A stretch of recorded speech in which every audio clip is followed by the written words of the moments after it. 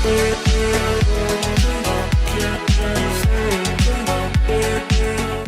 Students, welcome to फीके education. मेरा नाम है आकाश रजक और आज हम स्टार्ट करने वाले हैं चैप्टर 6 जो कि है हमारा बिजनेस स्टडीज का स्टाफिंग, जिसमें आज हम इस चैप्टर के इंपॉर्टेंट एमसीक्यूज डिस्कस करेंगे। इससे पहले हमने जो पहले 5 चैप्टर्स है उनके एमसीक्यूज, शॉर्ट आंसर्स और लॉन्ग आंसर्स भी अपने चैनल पे डाले हुए हैं। यदि आपने वो वीडियोस नहीं देखे हैं तो आप चैनल पे जाके उस वीडियोस को देख सकते हैं। ये हमारा चैप्टर 6 है जो कि स्टाफिंग है। सबसे पहले हम समझ लें स्टाफिंग का मतलब होता है क्या। तो स्टाफिंग का मतलब क्या होता है कि सही लोगों को, है ना, choosing the right person for the right job, है ना, उसको हम स्टाफिंग कहते हैं। क्योंकि जब हम किसी बिजनेस में अपने गोल्स को, टारगेट्स को प्लान करते हैं, उनको अचीव करने के लिए हम रिसोर्सेज को क्या करते हैं, ऑर्गेनाइज करते हैं। और उस रिसोर्सेज को ऑर्गेनाइज करने के बाद हम जो एम्प्लॉयज होते हैं उनको रिक्रूट करते हैं या उनको लेके आते हैं ताकि ऑर्गेनाइजेशन अपना स्मूथली वर्क कर सके। तो हम कुछ इस प्रोसेस को हम क्या बोलते हैं, स्टाफिंग बोलते हैं। तो हमारा जो पहला एमसीक्यू है वो है स्टाफिंग इन्वॉल्व्स। स्टाफिंग में क्या क्या इन्वॉल्व होता है। तो ट्रेनिंग एम्प्लॉयज, ठीक है। इसके बाद है recruiting and selecting the right candidate, motivating the employees, supervising employees. तो कहीं ना कहीं स्टाफिंग, जैसा अभी हमने डिस्कस किया कि चूज करना राइट पर्सन को राइट प्लेस पे, उसको हम स्टाफिंग कहते हैं। तो कहीं ना कहीं एम्प्लॉयज को सेलेक्ट करना, रिक्रूट करना, इसी को हम क्या बोलते हैं, स्टाफिंग। तो staffing involves what, recruiting and selecting the candidates. Candidates को रिक्रूट करना। रिक्रूट मतलब क्या होता है, रिक्रूट का मतलब होता है इनवाइटिंग द कैंडिडेट्स, है ना, इनवाइटिंग कैंडिडेट्स ताकि वो क्या कर सके, आए और जॉब के लिए क्या करे, अप्लाई करे। सेकंड जो हमारा क्वेश्चन है, which of the following is not a part of staffing process. इसमें से कौन सा स्टाफिंग प्रोसेस का पार्ट नहीं है। तो कहीं ना कहीं रिक्रूटमेंट इज अ प्रोसेस या is a part of staffing. Why? Because you are inviting the candidate for applying the job. दूसरा सिलेक्शन, जब वो जॉब के लिए अप्लाई करेगा तो हमें उससे बेस्ट डिजर्विंग जो कैंडिडेट्स होंगे उसको क्या करना है, सेलेक्ट करना है ताकि हम उसको ऑर्गेनाइजेशन में क्या कर सके, ला सके और वो अपनी ऑर्गेनाइजेशन में क्या कर सके, वर्क कर सके। इसके बाद आता है परफॉर्मेंस अप्रेसल। परफॉर्मेंस अप्रेसल का मतलब क्या हो गया कि जो एम्प्लॉयज को आपने हायर किया है वो सही तरीके से वर्क को कंप्लीट कर पा रहा है कि नहीं कर पा रहा, वो परफॉर्म कर पा रहा है कि नहीं कर पा रहा, उसको हमें देखना। तो कहीं ना कहीं जो फोर्थ ऑप्शन है वो हमारा गलत हो जाएगा, जो कि फाइनेंशियल प्लानिंग है, क्योंकि financial planning is not a process of staffing. Clear? तो यहाँ पे हमारी जो तीनों फर्स्ट 3 है वो प्रोसेस का पार्ट है, स्टाफिंग प्रोसेस का। नेक्स्ट जो हमारा क्वेश्चन है, which of the following is a source of external recruitment, है ना। देखिए 2 तरीके के रिक्रूटमेंट होते हैं, एक होता है एक्सटर्नल, है ना, और एक होता है इंटरनल। एक्सटर्नल रिक्रूटमेंट क्या होता है, एक्सटर्नल मतलब हो गया कि बाहर से आप जब कोई एम्प्लॉइज को लेके आ रहे हो और हायर कर रहे हो, उसको आप एक्सटर्नल रिक्रूटमेंट। इंटरनल रिक्रूटमेंट का मतलब है एम्प्लॉय जब ऑर्गेनाइजेशन के अंदर से ही सेलेक्ट हो रहे हैं। जैसे जनरली आप प्रमोट करके किसी चीज को या किसी जॉब पोजीशन को फिल कर रहे हैं, या आप क्या कर रहे हैं, ट्रांसफर करके किसी जॉब पोजीशन को फिल कर रहे हैं, तो इसको हम इंटरनल रिक्रूटमेंट कहेंगे। एक्सटर्नल मतलब जब आप कोई बाहरी पर्सन को ऑर्गेनाइजेशन के अंदर लेके आ रहे हैं। तो which of the following is a source of external. तो ट्रांसफर हमारा इंटरनल का पार्ट हो जाएगा, प्रमोशन भी हमारा इंटरनल का पार्ट हो जाएगा। और जॉब रोटेशन, जॉब रोटेशन का मतलब होता है कि जैसे कोई ए डिपार्टमेंट में है तो उसको कहाँ भेज दिया हमने, बी में, है ना, जो बी में है उसको कहाँ भेज दिया, ए में। तो कहीं ना कहीं जो जॉब पोजीशन है वो ऑटोमेटिकली फिल हो जा रही है जो एग्जिस्टिंग एम्प्लॉइज है उससे।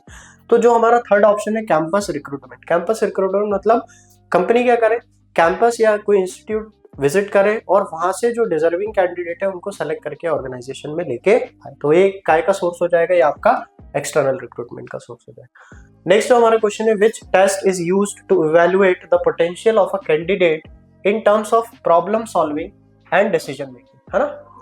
तो किस तरीके से उस जो प्रॉब्लम दी गई है या उसको जो काम दिया गया है, टास्क दिया गया है, उसको किस तरीके से सॉल्व करता है, डिसीजन लेता है। तो ये पर्सनालिटी टेस्ट के अंदर नहीं आता। ट्रेड टेस्ट मतलब कि जो पर्टिकुलर उसकी फील्ड है उससे रिलेटेड जो वो चीजें कर पा रहा है कि नहीं कर पा रहा। इंटेलिजेंस मतलब उसका एक आईक्यू जो लेवल होता है उसको चेक करना। तो कहीं ना कहीं हमारा जो एप्टीट्यूड टेस्ट है वो हमारा क्या होता है, कैंडिडेट का प्रॉब्लम सॉल्विंग या डिसीजन मेकिंग जो एबिलिटी है उसके बारे में इवैल्यूएशन करता है। नेक्स्ट हमारा क्वेश्चन है प्रमोशन। है ना। प्रमोशन क्या है, is an internal source of recruitment refers to. अब क्या मतलब होगा प्रमोशन, तो हमेशा आपने अगर प्रमोशन वर्ड सुना है तो प्रमोशन का मतलब ही क्या होता है कि आप जिस पोजीशन पे थे उस पोजीशन से एक पोजीशन ऊपर या उस पोजीशन से ऊपर वाली पोजीशन पे आपको क्या करा जाए, रखा जाए, तो उसको आप क्या बोलेंगे, प्रमोशन बोलेंगे। तो इसमें हमारा जो ऑप्शन क्या हो जाएगा, filling higher position with existing employees. तो कहीं ना कहीं हम क्या कर रहे हैं, पोजीशन जो है उसको फिल कर रहे हैं, क्या करके, एग्जिस्टिंग एम्प्लॉइज से, मगर अब उसकी जो पोजीशन होगी वो क्या होगी, as compare to previous position, उसकी जो अब पोजीशन होगी वो हायर पोजीशन होगी। तो हमारा जो सी ऑप्शन होगा वो क्या हो जाएगा, करेक्ट ऑप्शन हो जाएगा। नेक्स्ट हमारा the first type of staffing process is, है ना। तो सबसे पहली स्टाफिंग अगर आपको करनी है, मतलब आपको एम्प्लॉयज लेके आने हैं, तो सबसे पहली चीज आप क्या करेंगे, सबसे पहली चीज आप ये करेंगे कि कितने लोगों की आपकी जरूरत है, नीड है, एम्प्लॉयज की जरूरत है, उनको सबसे पहले क्या करेंगे, एनालाइज करेंगे। तो कहीं ना कहीं हमारा रिक्रूटमेंट तो बात की बात है, सिलेक्शन भी बात की बात है, और ट्रेनिंग भी बात की बात है। तो सबसे पहले हमें क्या करना पड़ेगा, एस्टिमेट करेंगे क्या, मैन पावर रिक्वायरमेंट की, मतलब हमें कितने लोगों की जॉब में जरूरत है। तो पहली प्रोसेस क्या होगी, estimating man power requirement. Next हमारा क्वेश्चन है जॉब एनालिसिस, है ना। Job analysis is divided into 2 component. अब जॉब एनालिसिस में क्या क्या चीजें आ जाएंगी, तो जॉब एनालिसिस में आपका जॉब एनालिसिस तो नहीं आ सकता, है ना। दूसरा जॉब इवैल्यूएशन और जॉब प्लेसमेंट, ये भी हमारा ऑप्शन गलत हो जाएगा। तो कहीं ना कहीं हमारा जो ऑप्शन फर्स्ट है कि जॉब का जो डिस्क्रिप्शन है ना, और जॉब का जो स्पेसिफिकेशन है, मतलब क्या काम है, कैसा काम है, उसको एक तरीके से डिस्क्राइब करना, समझाना, ये हमारे 2 कंपोनेंट होते हैं जॉब एनालिसिस के, ठीक है। नेक्स्ट हमारा क्वेश्चन है which of the following is an of the job training, है ना, मेथड ऑफ द जॉब। देखिए अब ट्रेनिंग जो होती है, एक होती है ऑन द जॉब और एक होती है of the job. On the job का मतलब होता है जब जॉब में रहते हुए वर्कर्स जो होते हैं वो काम करते हैं। तो जब जॉब में रहते हुए वर्कर्स वर्क करेंगे, काम करेंगे, तो उसको हम बोलते हैं on the job training. Of the job का मतलब है आउटसाइड द वर्क इन्वायरमेंट, है ना, मतलब वर्क इन्वायरमेंट के बाहर ले जाके एम्प्लॉइज को यदि ट्रेनिंग प्रोवाइड करी जाती है, that is called as off the job training. तो यहाँ पे कहीं ना कहीं जो कोचिंग्स है, जॉब रोटेशन है, इंटर्नशिप है, ये सब हमारे एक तरीके से इंटरनल रिक्रूटमेंट हो जाएंगे।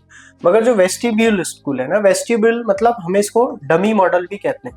डमी मॉडल का मतलब होता है हम जो ओरिजिनल वर्किंग एनवायरनमेंट है वैसा एक मॉडल क्रिएट करके एम्प्लॉयज को क्या करते हैं, ट्रेन करते हैं, मगर वो एक्चुअल में जो वर्कर है वो बाहर जाके उस चीज को सीख रहा होता है, इसलिए हम उसको ऑफ द जॉब ट्रेनिंग बोलते हैं। तो कहीं ना कहीं वेस्टिब्यूल स्कूल जो डमी मॉडल या डमी स्कूल जो टाइप के होते हैं, जिसमें हम क्या करते हैं, एम्प्लॉयज को वैसा वर्किंग एनवायरनमेंट क्रिएट करके देते हैं जैसा हमारा वर्किंग चल रहा है बिजनेस का, और वहां पे उनको ट्रेन करते हैं, तो that is called as vestibule school या वेस्टिब्यूल ट्रेनिंग। तो that is a part of the job training. Next हमारा जो क्वेश्चन है the purpose of performance appraisal, है ना। अब परफॉर्मेंस अप्रेजल, तो परफॉर्मेंस अप्रेजल का मतलब क्या होगा, ट्रेनिंग प्रोवाइड होगा क्या, नहीं। जॉब सेटिस्फेक्शन होगा क्या, नहीं। एब्सेंटिज्म रिड्यूस करना होगा क्या, नहीं। तो हमारे पास ऑप्शन जो बेस्ट रहेगा इसके लिए वो होगा एसेस करना। एसेस मतलब एक तरीके से इवैल्यूएट करना। क्या इवैल्यूएट करना, एम्प्लॉयज की परफॉर्मेंस को, कि वो जो एम्प्लॉय को काम दिया है वो अपने काम को सही तरीके से कर रहा है कि नहीं कर रहा। तो इसको हम बोलते हैं क्या, assess the employee performance, that is called as what, performance appraisal, ठीक है। तो लास्ट क्वेश्चन है हमारा which method of training is carried out in actual work condition. तो ये एक्चुअल वर्क कंडीशन अभी हमने डिस्कस किया, तो क्या होगा उसमें, on the job training, clear. तो ऑन द जॉब ट्रेनिंग मतलब जहाँ पे हम एक्चुअल एनवायरनमेंट पे, एक्चुअल वर्क कल्चर में या एक्चुअल वर्क जो प्लेस है वहाँ पे एम्प्लॉयज को क्या करते हैं, ट्रेन करते हैं, एम्प्लॉयज को क्या करते हैं, काम को सिखाते हैं। इसको हम बोलते हैं on the job training method, clear. तो ये हमारे टोटल 10 MCQs क्वेश्चन थे स्टाफिंग चैप्टर से, जो कि आपके एग्जाम पॉइंट ऑफ व्यू से काफी इंपॉर्टेंट होने वाले हैं। तो यदि आपको वीडियो अच्छी लगी हो तो वीडियो को लाइक करें, चैनल पे नए हैं तो चैनल को सब्सक्राइब करें, ताकि ऐसे ही इंफॉर्मेटिव कंटेंट आपके लिए हम लेके आते रहें। Thank you.